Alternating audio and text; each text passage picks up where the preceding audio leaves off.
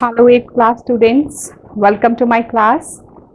आज हम स्टार्ट कर रहे हैं chapter 8 algebraic expression and identities. ये चैप्टर आप 7th क्लास में भी करके आए हैं, ये उसी का एडवांस है आगे।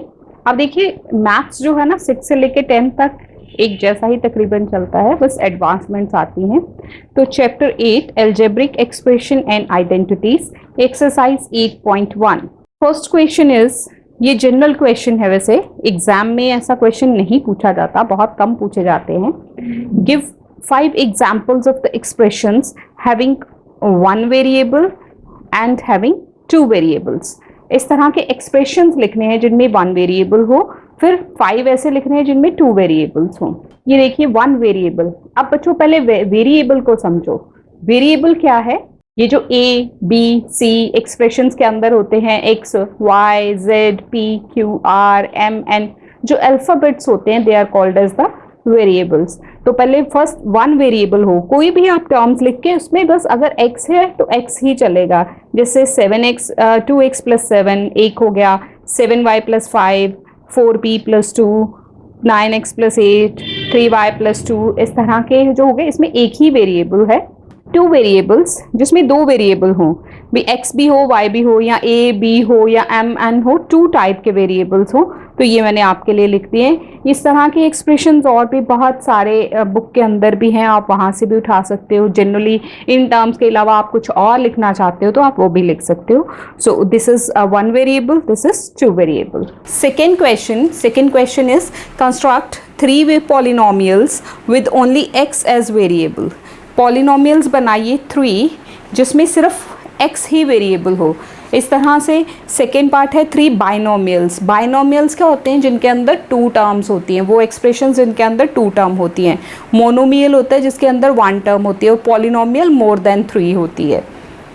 Monomial 1 term, binomial 2 terms, trinomial 3 terms, उससे ज़्यादा जितना भी होगा वो पॉलिनोमियल। तो सेकेंड क्वेश्चन का आंसर देख लो। फर्स्ट हम लिख सकते हैं 3 polynomials with only variable x, 3x + 9 9x + 7 2x - 4, कुछ भी x से रिलेटेड कोई भी आप लिख सकते हो।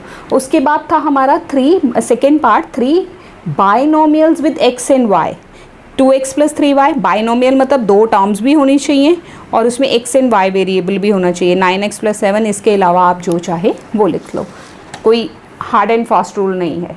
3 monomials, third part with x and y as variable. 3 monomial मतलब एक ही टर्म हो, तो 3x 2y 9x 7 - 7y, इस तरह के कोई भी लिख सकते हो। 3 लिखने आप कितने भी लिख सकते हो। नेक्स्ट है 3 पॉलिनोमियल्स विद 4 और मोर टर्म्स, जिसमें 4 या उससे ज़्यादा टर्म्स हो। तो कोई भी आप देख लीजिए, 2abc - 2bc - 2ca + 4abc, ये हो गए पॉलिनोमियल विद 4 और मोर टर्म्स, या 4 या उससे ज़्यादा टर्म्स हो। तो ये देखिए 4 टर्म्स का मैंने एक ये भी लिखा, इसमें एक अगर आप चाहते हो कि एक टर्म और हो जाए तो इस तरह से भी लिख सकते हैं 6z, तो एक टर्म और आ जाएगी, 4 और मोर टर्म्स। तो इस तरह से ये हमारा 4th पार्ट हो गया। अब जो एग्जैक्ट हमारे क्वेश्चंस स्टार्ट हो रहे हैं, हमारी एक्सरसाइज जो हमारे एग्जामिनेशन पॉइंट ऑफ व्यू से क्वेश्चंस हैं, वो 3rd से स्टार्ट हो रहे हैं। देखिए 3rd, right 2 terms which are like two, जो इनके लाइक टर्म्स लिखनी है। अब लाइक टर्म्स क्या होती हैं स्टूडेंट्स? जिनमें से वेरिएबल सेम होता है। जैसे ये है x, तो आपने जो बाकी 2 टर्म्स या 3 टर्म्स जितनी भी पूछी हैं वो सब x वेरिएबल से लिखनी है। इसमें ab है तो आपने ab की टर्म्स लिखनी है। वेरिएबल सेम हो तो लाइक टर्म्स होती हैं। चलिए जी, 7x से लिखनी थी तो आप लिख सकते कुछ भी, जो मैंने लिखी उनके अलावा भी आप कुछ लिख सकते हो। 9x लिखा, -4x लिखा, आप 5x लिख सकते हो, 10x लिख सकते हो, बस x सेम होना चाहिए। 3ab, उसके बाद 2ab - 5ab। इसी तरह से 7x² तो 4x² खाली x², इसके साथ -8 भी लगा सकते हो, जो मर्ज़ी आप लगा सकते हो। 2lm 5lm - 6lm। Question number 4, identify the terms, their coefficients for each of the following expressions. आपको कुछ एक्सप्रेशंस दिए हैं, इनमें आपने टर्म्स को आइडेंटिफाई करना है और उनके कोफिशिएंट्स लिखने हैं। अब देखिए टर्म्स कहाँ हैं, ध्यान ये देना है, जैसे ये 5xy माइनस 3zy, आप बच्चे क्या सोचेंगे 1 2 3 4 5 6 टर्म्स है जी, नहीं 6 टर्म्स नहीं है, इसमें सिर्फ 2 ही टर्म्स हैं। कैसे, जब तक प्लस या माइनस ना आए तब तक पहली फर्स्ट टर्म ही चलती रहती है। टर्म कब बदलती है, जब बीच में प्लस या माइनस का साइन आता है। तो देखिए इस तरह से आप टेबल सा बना लेंगे। टर्म इसमें आएगा एक्सप्रेशन, जो आपको एक्सप्रेशन दिया हुआ है बुक में वो उसकी टर्म्स और ये कोफिशिएंट। पहला एक्सप्रेशन है 5xy माइनस 3zy, तो इसमें फर्स्ट टर्म क्या है 5xy और दूसरी क्या है माइनस, साइन साथ ही इंक्लूड होगा। फर्स्ट में मैंने प्लस क्यों नहीं लिखा, जब कोई साइन नहीं तो मतलब प्लस है, और स्टार्टिंग में प्लस लिखा नहीं जाता इसलिए इसका मतलब प्लस ही है। माइनस 3zy, अब कोफिशिएंट क्या है, वेरिएबल पार्ट को छोड़ के जो नंबर वाला पार्ट है दैट इज कोफिशिएंट। तो this is 5, this is minus 3, sign साथ में लेना है। सेकेंड देखिए 2 plus 2x minus 3x square, तो टर्म्स कितनी है 1 2 एंड 3, प्लस और माइनस के बाद टर्म बदलेगी। फर्स्ट टर्म हो गई 2, सेकेंड टर्म प्लस 2x है, प्लस है तो लिखने की ज़रूरत नहीं है और माइनस को मेंशन करना माइनस 3x स्क्वायर। तो कोफिशिएंट्स क्या हो गए 2 2 and minus 3। Next third part, देखिए ये पार्ट आपके सामने दिया है, ये फर्स्ट टर्म, ये सेकेंड टर्म, ये थर्ड टर्म, इनके कोफिशिएंट्स हो गए 4 माइनस 4 एंड 3। इसी तरह से नेक्स्ट ये काफ़ी इसमें 9-10 पार्ट्स हैं, बस सब में यही कुछ करना है। ABC और 7 ये हो गई टर्म्स, AB एक टर्म, BC दूसरी, ABC और ये 7, ये 1 1 1, जहाँ कुछ भी नंबर नहीं लिखा होता। अब यहाँ नंबर तो कोई लिखा नहीं है ना 2 3 4 5 कुछ नहीं लिखा, तो जब कुछ नहीं लिखा तो मतलब 1 है, 0 नहीं है, वो 1 है। तो 1 1 1 एंड 7। नेक्स्ट ये देखिए ये एक्सप्रेशन है फिफ्थ, ये उसकी टर्म्स हैं x/6 y/6 plus 2x and z। तो यहाँ कोफिशिएंट क्या हो गया, ये 6 डिनोमिनेटर में है, इसका मतलब है 1/6, ये है 1/6 and this is 2। Next this is the expression, ये हो गई उनकी टर्म्स और ये हो गए उनके coefficients. Next this is xy/2 7x 3/2y, तो ये हो गई टर्म्स, प्लस को लिखने की ज़रूरत नहीं, माइनस ज़रूर लिखना है। और ये 1/2, ये देखिए 2 डिनोमिनेटर में है तो यहाँ 1/2, ये 7 और ये 3/2। This is 8th, a + b + c, a b c terms हो गई, 1 1 1 उनके कोफिशिएंट हो गए। Likewise after 7th 8th part is 0.4a minus 0.6 ab, तो 0.4a और माइनस 0.6 ab ये 2 टर्म्स हो गई, these are the terms and ये हैं कोफिशिएंट्स। कोफिशिएंट्स यहाँ हो गए 0.4 और ये हो गया minus 0.6। Next is this is first term, this is second and minus 6y square, this is third term. Coefficient हो गए 3 5 and minus 6।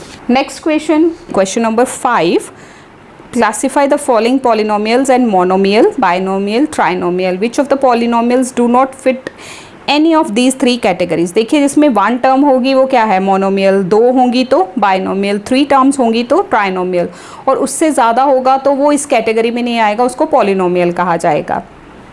This is monomial, this is monomial, एक ही टर्म है। This is again monomial, this is binomial, B for binomial, B binomial, this is trinomial,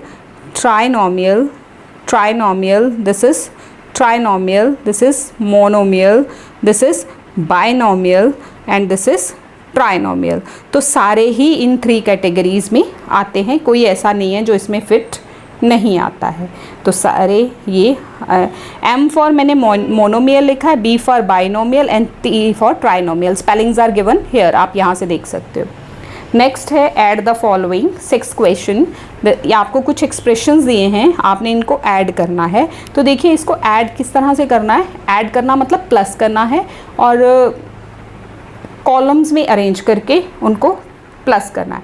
columns में arrange कैसे करना है, like term के नीचे लिखनी है, यानी कि अगर x वाला है तो वो x वाले कॉलम में ही जाएगा, y वाला y में, इस तरह से लाइक टर्म्स को कलेक्ट करके ऐड करना है। तो चलिए करते हैं start.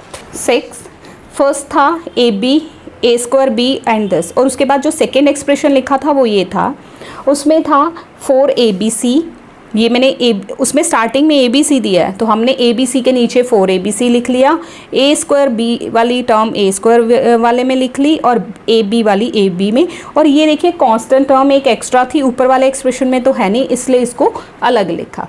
Now look 2AB plus 1AB कितने हो गए 3AB, दिस इज -7 और +1, क्योंकि ये तो सेम ही रहेगा, सिर्फ जो कोफिशिएंट्स होते हैं ना वो प्लस माइनस होते हैं। अब देखिए एक टर्म प्लस की एक माइनस की, हमने करना क्या है माइनस, और ग्रेटर टर्म का साइन आ जाना है, तो this is -6 A square B, ये 4ABC minus 3ABC, this is +ABC, 1ABC मतलब ABC, और ये this is +3, not C, this is 3, this is the answer.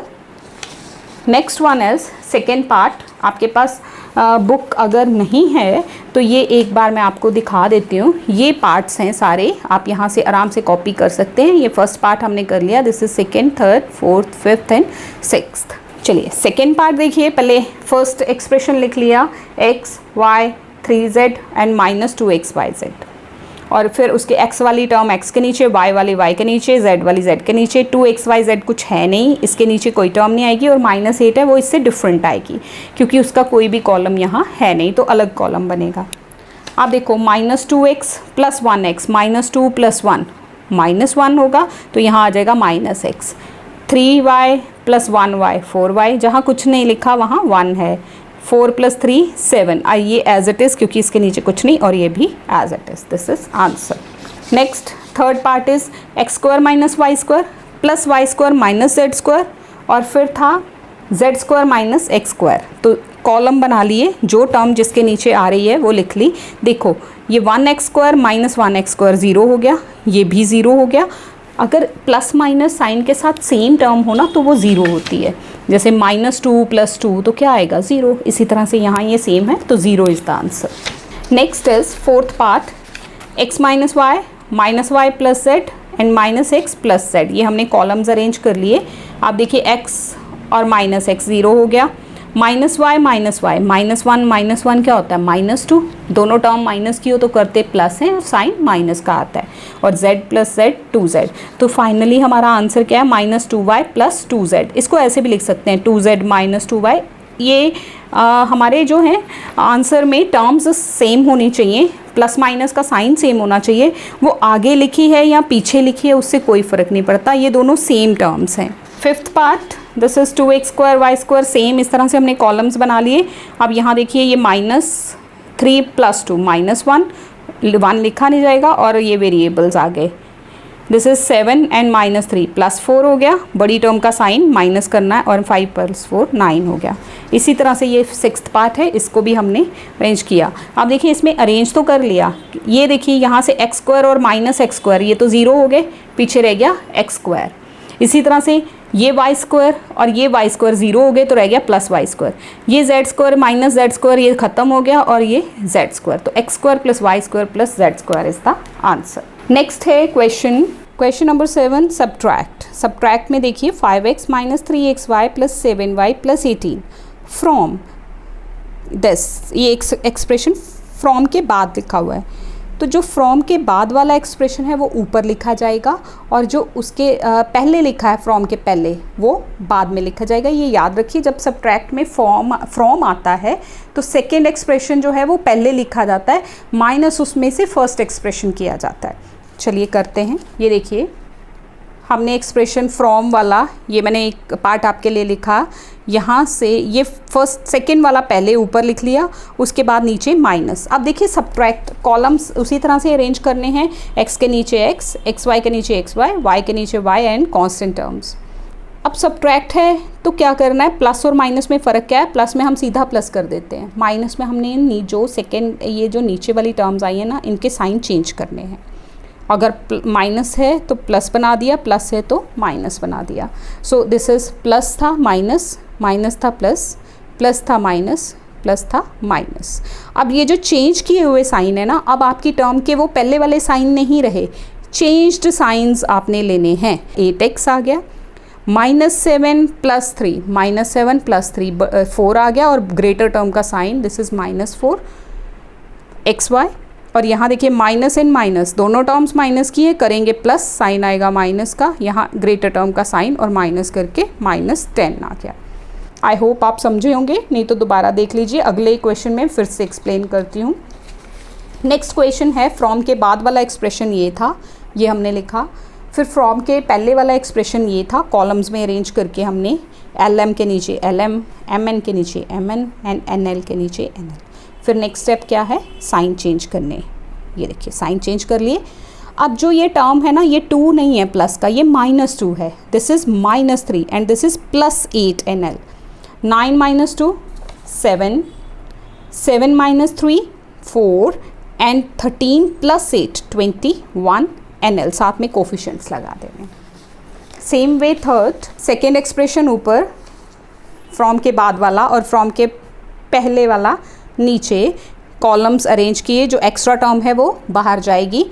ये देखिए साइन चेंज कर दिए। इसके बाद 3AB - AB, this is +2AB, -2AB -2BC, this is -3BC, -4ABC -ABC, मतलब -4 -1 -5 हो गए। एंड ये इसका साइन प्लस नहीं रहा, ये माइनस है, तो -CA, this is the answer. देखिए आप आंसर मैच करेंगे, हो सकता है वहाँ पे ये टर्म्स आगे पीछे करके लिखी हो आंसर में, बट हमारा ये जो साइंस हैं और नंबर्स हैं ये सेम होने चाहिए। हो सकता है वहाँ -CA पहले से ही लिख दिया हो, उससे कोई फ़र्क नहीं पड़ेगा। टर्म्स को आगे पीछे लिखा जा सकता है, बट उनका नंबर वैल्यू जो है वो सेम होनी चाहिए। फोर्थ पार्ट इज़, उसको भी इसी तरह से अरेंज किया, साइन चेंज किए और सॉल्व किया। ये हमारा आंसर आएगा उसमें से 4 - 2 2, -7 - 3 -10, ये -3y, ये -4z। चेंज्ड साइन अब हम कंसीडर करेंगे। फिफ्थ पार्ट सेम उसी वे में साइन चेंज कर लीजिए और फिर 0.7 - 0.3, this is 0.4, 0.8 - 0.2, this is 0 + 0.6 and -9 - 2 -11 xyz। Next is sixth part, same way sign change करके 2AB - AB, this is +AB, -2BC -BC, this is -3BC, 2CD + CD 3CD हो गया and -2ABC -ABC -3ABC। Question number 8 देखो, subtract the third expression from the sum of first 2 expressions. इसका मतलब क्या हुआ कि पहले जो फर्स्ट 2 एक्सप्रेशंस हैं उनको हमने क्या करना है, प्लस करना है, और उनके सम में से थर्ड वाला एक्सप्रेशन माइनस करना है।